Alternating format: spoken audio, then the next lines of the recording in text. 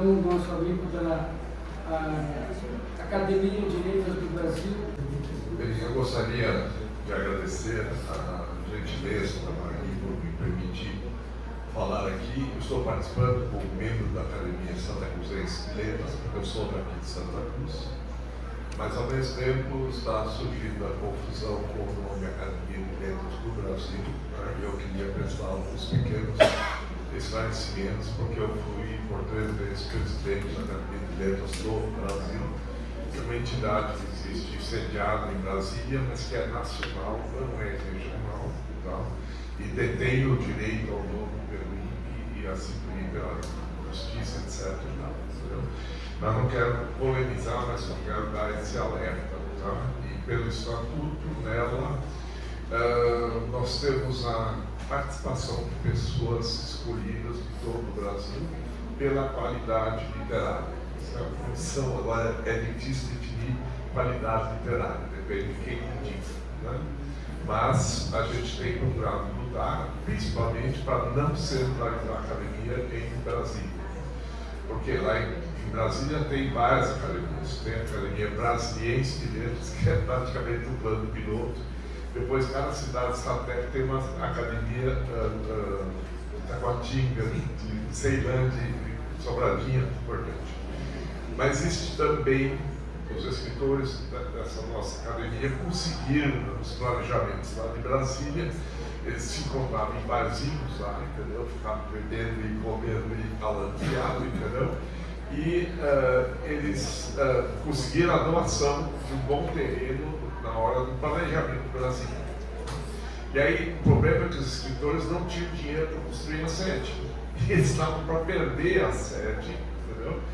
E aí, no fim, se fez um acordo com um empresário que era voltado para a cultura, entendeu? E se construiu a sede da Associação Nacional de Escritores. Tá? A nossa academia tem oficialmente a sede lá dentro, mas são entidades diferentes, a Brasiliense também tem. Tá? Mas a nossa entidade, por uma necessidade, se tornou virtual. Então, a sede dela é no Zoom. Tá? Então, a gente faz encontros com gente do Amazonas, Pará, Paraíba, Piauí, Bahia, Rio, Minas, São Paulo, Minas Gerais e Mato Grosso do Sul, Caveira. Aqui temos também, Vença faz parte, né? E temos mais 2 membros gaúchos lá, que são o Eugênio Giovenardi, que é um grande romancista pouco reconhecido, e estou eu lá também. Né? Então, eu só queria esclarecer que existe isso como uma preocupação de manter entidades de pessoas que gostam de literatura, né? E que são capazes de produzir boa literatura, né? Para difundir boa literatura. Isso gera uma série de preocupações e responsabilidades. Né? Então, a gente tem feito lives, que são depois colocadas no YouTube em geral, sobre temas relevantes aos escritores, por exemplo, a questão da impressão e distribuição do livro, a questão dos direitos autorais, a questão da liberdade da crítica, o desaparecimento do espaço da crítica literária na grande imprensa, tá? A falta de debate sobre temas literários na televisão, tá? Que existe em outros países, e assim por diante. Então, os temas são muitos e são polêmicos. Agora, o princípio geral é a absoluta tolerância. Tá?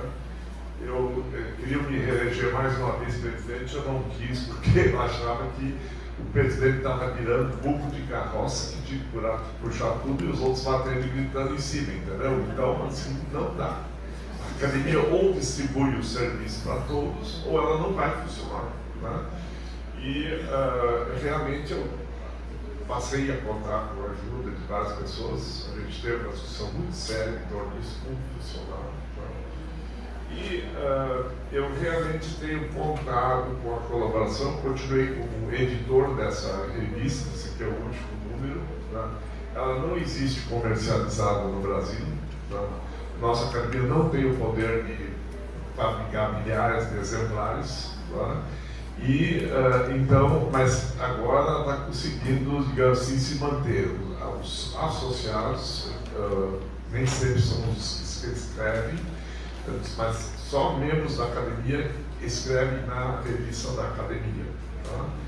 E, mas a academia agora elegeu 10 membros de outros países e aqui nesse número nós já temos trabalhos de 3 colaboradores de fora, membros correspondentes, quer dizer, Portugal, Porto de Príncipe, e Argentina e Chile também, no caso, e já teve norte-americana, etc.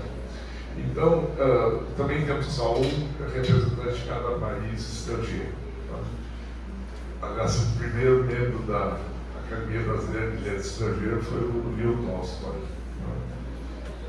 Então, é um problema muito sério essa sensibilidade que Brasília acarreta às pessoas, porque nós temos gente de toda parte do Brasil. Então, no começo, em Brasília, não tinha o problema de saber de onde é que vinha, porque todos vinham de fora.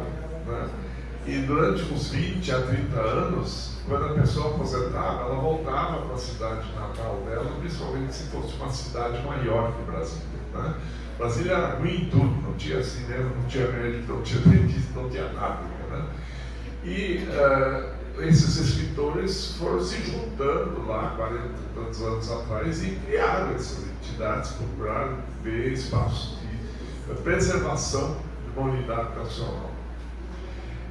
Esse problema existia muito seriamente em São Paulo, na União Brasileira de Escritores, quando eu fui membro da diretoria lá na década de 80, com o Fábio Lucas e Ricardo Ramos na direção. Né? Aí nós fizemos, por exemplo, um congresso lá e eu me lembro que atrás de mim, de repente, uma pessoa bateu na minha costas e disse: eu me lembro de você, de ti, quando tinha calça curta, né? Eu virei, era a minha Lúcia, e eu me lembro de você usando a saia azul do Colégio das Freiras. Né? Então a gente tinha uma camaradagem assim, bastante grande, né? Mas só cito isso porque na ocasião houve um esforço muito grande no sentido de ver se era possível, de algum modo, fazer uma associação das academias e uniões de escritores, sindicatos de escritores de todo o Brasil. Tá? Aí o Ricardo Ramos ficou encarregado, viajou o Brasil todo e o resultado foi que não deu certo. Okay? Porque todos achavam que só se queria que São Paulo fosse a capital disso tudo. Sabe? Então, não foi adiante lá, mas aí pingou uma outra ideia. Tinha lá um escritor, por exemplo, Ibiapaba Martins, ele era capaz de prever o que iria acontecer nos próximos 2, 3 anos na política brasileira. Ele lia o futuro. Então, a gente debateu muito lá e decidiu que era hora de organizar um encontro nacional de escritores em São Paulo, que foi feito em 1985. E realmente foi feito de um modo tão estratégico que foi naquele momento que acabou a ditadura. Por quê? Porque foi naquele momento que lá no salão, com mais de 2.000 pessoas, entraram o Sarney, o Ulisses Guimarães, etc., e fizeram a presidência dos trabalhos áreas, tomaram posse do governo brasileiro em substituição à ditadura no nosso Congresso de Escritores. E era essa preocupação com a liberdade. Tá? E eu confesso para vocês, lá em Brasília, nesse governo anterior que a gente teve lá, dentro da Universidade de Brasília, houve um grande problema com a corte de verbas para bolsas de pesquisa e assim por diante. E dentro dos escritores, uma muito grande preocupação com a falta de liberdade. Então, a academia se tornou uma espécie de centro de resistência em prol da liberdade e da opinião crítica. Então, por exemplo, nessa revista, eu não interfiro em nada. Eu faço uma circular pedindo colaborações, peço textos originais, tá? E de boa qualidade. Né? E aí que acontece, como tem bons escritores, os bons escritores não mandam, sabe? Nem todo escritor, né? Uma União Brasileira de Escritores não é formada, o Ricardo Ramos dizia, não é formada porque não é uma união de bons escritores, né? E todo mundo quer ser bom. O problema é que uns têm talento e têm o dom e a maioria não tem, né? Mas é a vaidade, tá? Então, o grande problema que eu tive lá, e apanhei feio por isso, é que queriam usar a revista como espaço de propaganda pessoal, né? E a gente até hoje está sofrendo com isso, né? E dentro da mesma, praticamente, entidade da Metocet, tá?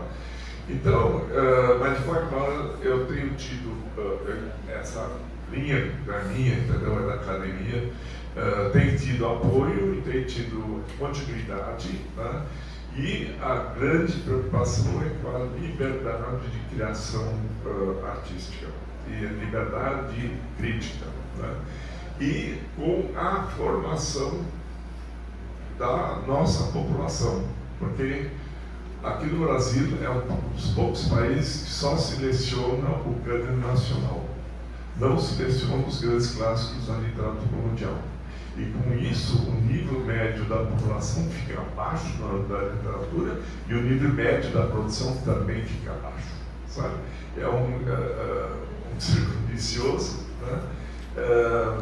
Em que a gente tem que meter a mão para poder dar a pequena contribuição da gente, porque nós passamos e as ideias continuam. Obrigado.